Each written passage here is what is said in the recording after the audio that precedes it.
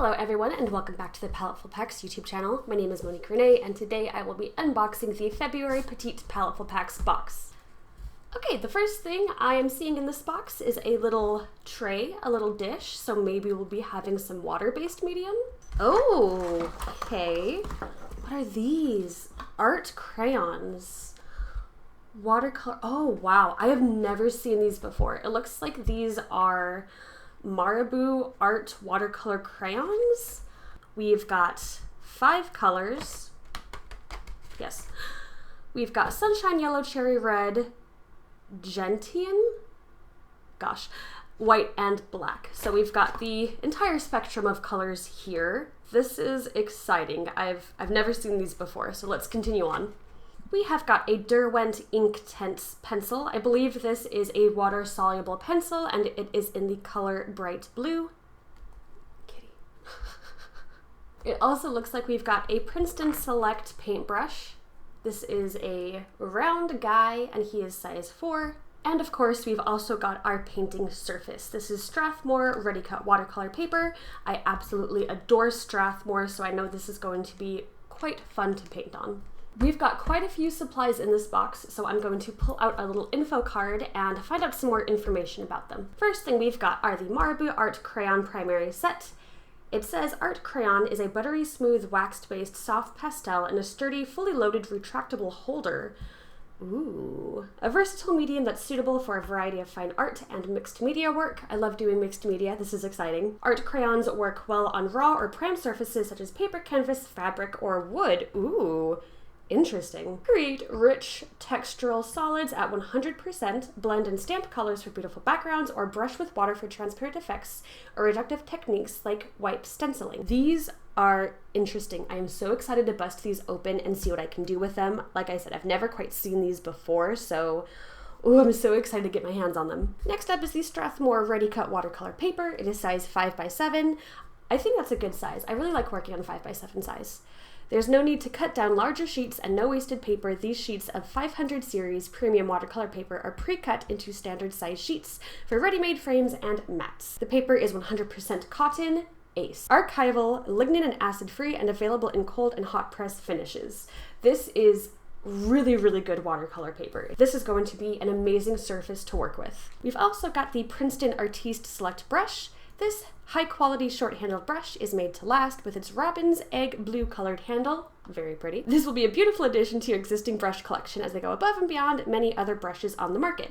I adore Princeton brushes. I've gotten them in a lot of Paletteful packs before, and they always hold up well, and I have definitely added every single one into my collection of brushes, and I use them often. So I'm always excited to get a new kind of paintbrush that is Princeton. Next up, we've got this little plastic water cup. This is great, especially for traveling, because you can just bring this little guy with you and he just fits into any like little art bag, and you can just fill him up with water and use it for any kind of water-based medium. So that is always a nice tool to have.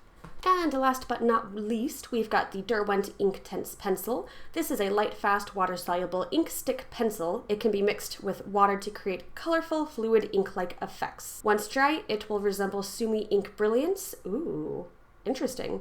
Will not dissolve, and other media can be applied over the color to achieve the desired effect. Of course, on the back, we have got our Paletteful prompts. Week 1 is jealous, week 2 is wrapped, week 3 is new, and week 4 is romantic. So I'm going to brainstorm, see what kind of stuff I can do with this. I'm going to swatch all of these materials. So let's get started. Okay, first I want to try out this pencil. And so far it looks like a pretty normal pencil. And now I'm going to dip my paintbrush in the water. And ooh, wow, that's really pretty. That's a lot more pigmented than I thought it was going to be. Wow, wow. That is a beautiful color. Absolutely gorgeous, super, super pigmented. Wow. All right, now I'm going to let that dry for a little bit and then see if it will re-wet or if it will kind of lift when I add more water on top of it. For now though, I am excited to use these guys. Oh, wow, okay. That is so smooth. That definitely doesn't feel like a crayon I've used before. Then again, I've only used like Crayola crayons. This definitely has a way softer, smoother, almost like buttery kind of texture. Wow, they're so smooth. and very bright. And they do blend just by like using them together. Like look at that beautiful orange color. Now here comes the exciting part. Again, I am going to, oh my goodness. Ooh. Wow, this is beautiful. Beautiful, wow. So these are highly reactive with the water. You can blend them together directly on the page, just like so. Oh, that orange is very gorgeous. Love that. Wow. These colors are amazingly beautiful. They blend really beautifully too. Especially this red and yellow. I did put more of the pigment down with the red and yellow, so that might be why they blended a little bit nicer than the blue and the red up here. Now I want to see if I can kind of almost use these as a palette. These are definitely retractable, so there's a lot of pigment here. These are going to last a long time, I feel like. There's a lot of crayon in here. So I'm going to see if I can kind of lift and paint with the colors this way, which I'm pretty sure, yes, I definitely can. So this will be nice if I want more of a pastel color. I can kind of just grab what I need and then place it down where I want to. This will be good for skin tones. And I do want to try the black as well and see, oh wow, that is, whoa, okay. That is black. And then when you mix it with the white, it creates like a really nice gray that you can just blend together. So this does lift a tiny bit, but the pencil lines aren't really going away, so that'll be nice for keeping the lines intact, but then you can really blur out these edges. I also want to see how it'll work wet on wet. Oh wow, so if the paper is already wet, the pencil has this really beautiful, intense color to it. Now I want to see if these are opaque. So I'm going to just take this and rub it across the top, and it looks like the answer is definitely yes. Maybe not completely 100%, but you can definitely layer these on top of each other.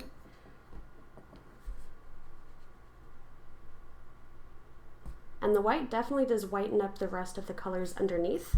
So with even more layering, this could be really opaque or just a little bit if you want. So that's great news for me because I love to layer a lot. So these are going to be a lot of fun to kind of layer on top of each other and play around with. They are water-based, but they do feel like some kind of love child between a crayon and almost an acrylic, just because they're so, maybe gouache is the right one because of the consistency of them once you wet them down and how they kind of blend together. It doesn't quite feel like watercolor or an acrylic paint or a gouache or a pencil. These are just some, these are in a league all of their own. So I'm going to brainstorm on some ideas for the final illustration, and I will come back once I've got that and we will start our final piece. Alright, so the very first thing I did was I did play around with the materials a little bit more just to be more comfortable with them. I wanted to actually try drawing with them instead of just testing the swatches. And I started off with the Derwent Inktense pencil. It's the first thing you saw. And like I said, very, very reactive. And then I also did a little piece with just blending all of the crayons together and kind of just making a huge mess. And it was a lot of fun. From there, I went on and kind of brainstormed what I wanted my final illustration to be. The idea that I came up with was taking inspiration from both the jealousy and the romantic prompts I got with the Paletteful packs. And I came up with this sort of Greek goddess type character who has a kind of snarky, jealous expression on her face. The very first thing I tried was to give her more of a green skin tone, but I didn't quite like how that looked. But I kind of wanted to make her look like she's like this jealous goddess of love or something. That's kind of the vibe I had going for me anyway. From there, I did sketch this with a light blue colored pencil. I couldn't really sketch with the Derwent Inktense pencil. I could, but if I did, the whole thing would be a bit messier because, like I said, that Derwent pencil is so pigmented and reactive with water. However, I did use the Inktense pencil in a lot of other areas, but I'll get to that later. Right here you can see me really blending out these crayons. What I did was I layered the blue and the yellow on top of each other a lot. Like I really kind of went heavy-handed with them to really see how I could push this. And I ended up with this really beautiful texture that was kind of a mix of the texture of the crayons and the texture of the paper. And it really kind of came out with this beautiful foliage type texture that I then kind of smoothed out with water, and I love how that looks. I love how the leaves look, and I'm really excited to try using these for more botanical type illustrations. I think it'll be really, really nice. From there, I started in with the skin tone, and basically for the entirety of the face, I used the technique where I rubbed a bunch of the pigment on a separate piece of paper and then used that pigment almost like its own little palette. And I just mixed the colors that I needed for the skin, which was a lot of pinks and a lot of yellows, and I mixed them on a separate sheet of paper and then kind of lifted that pigment off the paper and placed it onto this final illustration. It's a bit convoluted, it's a bit hard to explain, but you can see I'm doing that right here. I just have my little swatches and I'm just lifting those right off the paper and placing them onto this paper. There are some places where I wanted a bit more of an intense color, for example, the eyes right here. And when I wanted a more intense color, I would go in directly with the crayons because these guys are just so beautiful and so intense. There was a point where they were a little bit too intense for my liking, and that was with the hair. I wanted her hair to be kind of like a light orangey blonde color because that would contrast nicely with the green. And I went in by, again, just placing the crayon colors onto the page, and I didn't quite like that. I thought it was a little bit too intense. So what I did to try to neutralize those intense colors was I went with the white crayon and I just kind of drew that on top of it and then watered it down, and it mixed with the colors that were already on the page. So it just created this nice kind of washed out, more pastel color. From there, I started coloring the flowers, and here's where I really used that Derwent ink pencil a lot more. And it was just it's really beautiful. It really blends so nicely, and the blue color is so pretty, and it mixed really well with my red color from the crayons to create these really beautiful violets and blues and reds, and it was a lot of fun. I did feel like I was losing a lot of detail, however, and that is where I went in again with the white pencil, and I kind of just started layering that on top. And the crayons are pretty opaque, so it was really nice to layer them on top of each other, and when the flowers were getting a little bit too dark for my liking, I could just brighten up some spots with the white, and it ended up looking a lot nicer than I thought it would. I was kind of getting a little worried in there just because I had so many vibrant and dark and intense colors, but going in with the white really kind of helped bring some spots out more to the viewer, and it just helped make the overall piece look a little bit nicer. And then after that, I was done with the piece. I'm really excited, actually. I really like how this came out. I was not expecting to be able to get such a wide variety of saturated colors and more neutral colors and smooth versus textured. So these crayons are very, very versatile, way more than I originally thought that they would be. And there we have it, another great box from Paletteful Packs. I had so much fun drawing this and so much fun testing out these crazy art crayons. I'm super excited to push these a little bit more, especially using them with maybe some other art supplies. I think they'd look really great with colored pencils, so very excited about that. If you would like to join in on the fun and get some Paletteful Packs for yourself, be sure to check out our link in the description box. And if you're already part of the Paletteful Packs family, please make sure to post your art onto social media and share it with the rest of us, because we would love to see what you've done. That's going to be all for me today, guys. So again, thank you very much, and I'll see you next month for the next Paletteful Packs unboxing. Bye, guys!